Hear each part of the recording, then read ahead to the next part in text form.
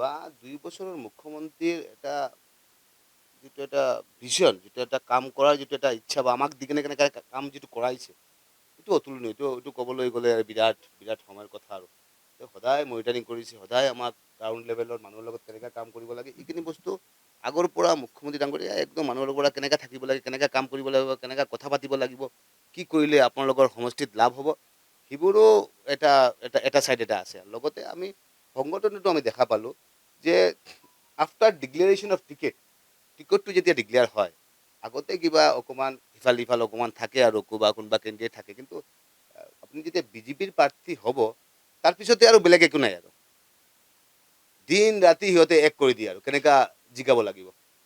আৰু মই ভাবোঁ এই যিটো এটা চিন্তা চৰ্চা, এইটো কাৰণে মোৰ কথা মতে মই এটা বস্তু ধৰিছোঁ যে এই যে বিজয় যি যুৱ সমাজ, মহিলা সমাজ প্ৰত্যেকে যেনেকুৱা এটা আগভাগ লৈছে যিটো এইটো মই ভাবোঁ যে স্পেচিফিক কিবা এটা পোৱাৰ কাৰণে নহয়, আমাৰ ৰাষ্ট্ৰখন নিৰ্মাণ কৰিবৰ ভাবে। আৰু বিজেপি থাকিলে আমাৰ ৰাষ্ট্ৰখন নিৰ্মাণ হয়, বিজেপি থাকিলে এটা সুন্দৰ পৰিৱেশ হয়, বিজেপি থাকিলে আমাৰ সনাতন সভ্যতা সংস্কৃতিৰ বিকাশ হয়। আৰু য'ত সনাতন সভ্যতা সংস্কৃতিৰ বিকাশ হয় তাতেই সুন্দৰ পৰিৱেশ থাকে আৰু মই অভূতপূৰ্ণ এইবাৰ এটা পৰিৱেশটো দেখা পালোঁ। আৰু বিজেপিৰ পৰিৱেশ যিটো আছে এইটো ক'বলৈ গ'লে মই প্ৰেছৰ সন্মুখত ক'ম বাৰু, এইটো বেলেগ কথা, কিন্তু প্ৰেক্টিকেলি যে মানুহৰ যিটো আন্তৰিকতা, কাৰ্যকৰ্তাৰ যিটো আন্তৰিকতা, বেলেগক আপুনি নাপাব। আৰু এই যে টিপৰাং সেইবিলাক কথা নাহে আৰু বিজেপিৰ প্ৰাৰ্থী হয় আৰু মানে কংগ্ৰেছৰ গ্ৰাউণ্ড ৰিপৰ্ট একো নাই আৰু ২০জন প্ৰাৰ্থী সিহঁতে জয় কৰিব নোৱাৰে।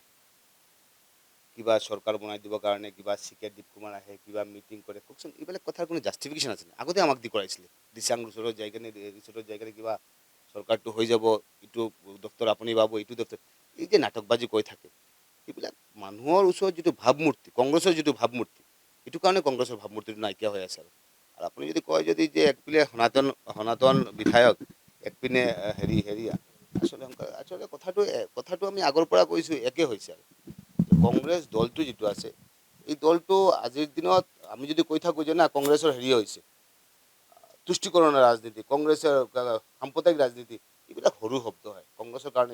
এইবিলাক সৰু শব্দ হয়। এতিয়া যদি কৈ দিয়ে যে আপুনি কংগ্ৰেছৰ তালিবানৰ মেণ্টেলিটি কংগ্ৰেছৰ আছে, এইটো অস্বীকাৰ কৰিব নোৱাৰিব আপুনি। মেণ্টেলিটিটো এনেকুৱা হৈ গৈছে আৰু ইহঁতৰ। নহ'লে জয়প্ৰকাশ জিকিছে, জয়প্ৰকাশ SC সমষ্টিৰ পৰা জিকিছে, নহয় জানো? হা, তেনেহ'লে আপুনি কওক জিকিলে আৰু মুখ্যমন্ত্ৰীৰ কথাটো একে হৈ গ'ল আৰু হা, লাইক ডেট এটা ধৰ্মযুদ্ধ নিচিনা হৈ গৈছে আৰু বস্তুটো, যে একপিনে মাইনৰিটি বিধায়ক, একপিনে মেজৰিটি বিধায়ক। আৰু AUDF থাকোঁতেও হয়তোবা এজন দুজন এনেকুৱা আছিলে, এই SC বিধায়ক এজন আছিলে AUDF সময়ত। আমি যেতিয়া বিধায়ক আছিলোঁ এনেকুৱা 19জন আছিলে, এজন আছিলে, লাইক ডেট পুৰা একে হৈছে। আৰু মেইনলি এইটো আৰু ভয়ংকৰ হৈছে মানসিকতাটো, আৰু ভয়ংকৰ মানসিকতা হৈছে। কাৰণ সিহঁতৰ আৰু বেলেগ চিন্তা কৰিব কংগ্ৰেছে আৰু বেলেগ চিন্তা কৰিব নোৱাৰে এতিয়া। কংগ্ৰেছৰ এটাই কথা আৰু এতিয়া আপুনি ভাবে নেকি কংগ্ৰেছে কিবা হিন্দুৰ স্বাৰ্থত বা হিন্দুৰ কিবা যদি প্ৰব্লেম হ'ব কিবা কথা ক'বলৈ কংগ্ৰেছৰ কিবা ক্ষমতা আছে নেকি? ক্ষমতা নাই, আজিৰ দিনত ক্ষমতা নাই কংগ্ৰেছৰ। নাই, এইটো কাৰণে নাই। আজি যিমান বিধানসভাটো চাব, যিমানবোৰ কংগ্ৰেছৰ MLA বিলাক চাব, গোটেইবোৰো এনেকুৱা মুছলিম MLA হয়। এইটো কাৰণে মই ভাবোঁ যে আজিৰ দিনত মোৰ দুখে লাগে। এইটো কাৰণে দুখ লাগে, সিহঁতে ভালকৈ জানে যে মুখ্যমন্ত্ৰী হেমন্ত বিশ্ব শৰ্মা ডাঙৰীয়া হ'ব। এইটো প্ৰত্যেকে প্ৰায় ক্লিয়াৰ হৈ গ'ল আৰু আগতেই ক্লিয়াৰ হৈ গ'ল আৰু মাইনৰিটি মুছলিম মানুহকেইটাই ভোট দিয়া নাই, এইকেইটা কৰিব নালাগিছিল। আপোনালোকে ভাল সংখ্যক ভোট দিব লাগিছিল, যাতে ডেভেলপমেণ্টৰ ক্ষেত্ৰত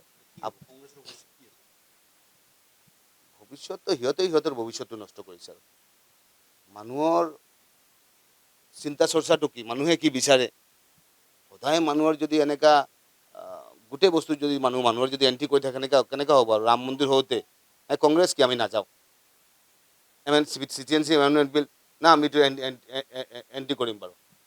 গতিকে ইপিনে যদি আপুনি হেৰিটেজ হিচাপে লৈ থাকে তেনেহ'লে ক'ব যে নাই আমাৰ হেৰি হৈছে লাচিতৰ আমি 400 বছৰ জন্মজয়ন্তী যদি পালন কৰোঁ, ক'ব যে নাই ইমান টকা কিয় আমি খৰচ কৰিলোঁ। এই যে এণ্ট্ৰি কৰাৰ যিটো এটা মানসিকতা, সেইটো চেঞ্জ কৰিব লাগিব। যিখিনি ভাল বস্তু আছে এইখিনি ভাল ক'ব লাগিব, যিখিনি বেয়া বস্তু আছে এইখিনি বেয়া ক'ব লাগিব। এতিয়া মুখ্যমন্ত্ৰী ডাঙৰীয়াই ইমানবোৰ ভাল কাম কৰিলে, সেইখিনি বস্তু ক'ব লাগিছিল। যে লাচিতৰ 400 ইয়াৰ্ছ জন্মজয়ন্তী পালন হৈছে, এইটো ভাল হৈছে।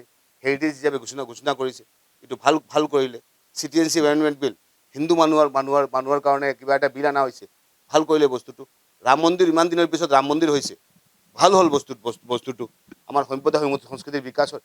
এতিয়া যদি সদায় আপুনি যদি হিন্দু মানুহৰ এণ্টি কৰি থাকে, সদায় বোলে হিন্দু মানুহৰ কিবা বিল এখন আহিলে এইটো আমি অপোজ কৰিম, মুছলিম মানুহৰ কিবা বিল আহিলে আমি এইটো ফেভাৰ কৰিম, তেনেহ'লে কংগ্ৰেছ থাকিব নেকি কওকচোন? হা, 80% মানুহক অস্বীকাৰ কৰি কেনে আপুনি কেনেকৈ এই দলটো জীয়াই থাকিব? এইটো কাৰণে কংগ্ৰেছৰ যিটো মেণ্টেলিটি হৈছে, এই মেণ্টেলিটি যদি কংগ্ৰেছে চেঞ্জ নকৰে, তেনেহ'লে কংগ্ৰেছৰ উত্তৰণ নহয়। আৰু এতিয়াতো আপুনি 18টা হৈছে মাইনৰিটি, 19টাই ধৰক মাইনৰিটি বিধায়ক হৈছে। আৰু এতিয়া আগন্তুক দিন আপুনি চাব এই মাইনৰিটি বিধায়কৰ পৰা কমি যাব, কাৰণ মানুহে আৰু কিমান দিন হেৰি কৰিব, এটা লিমিটেশ্যনটো এটা আছে।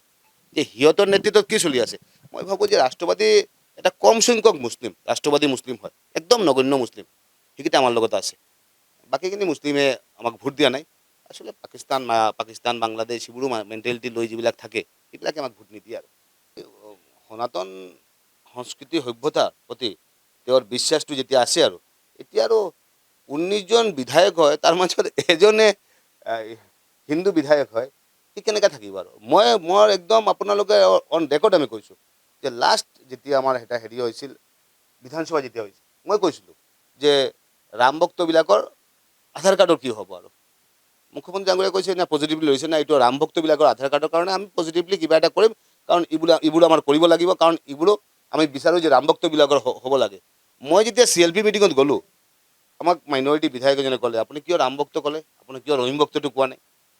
দিছ ইজ দ্য মেণ্টেলিটি, যে আপুনি হিন্দু মানুহৰ ফেভাৰত কংগ্ৰেছত থাকিলে আপুনি হিন্দু মানুহ হৈ কথা ক'ব নোৱাৰিব। এইটো কাৰণে এইবিলাক যদি হৈ থাকে, যদি তেনেহ'লে মানে কংগ্ৰেছটো নাইকিয়াতো হৈ আছে।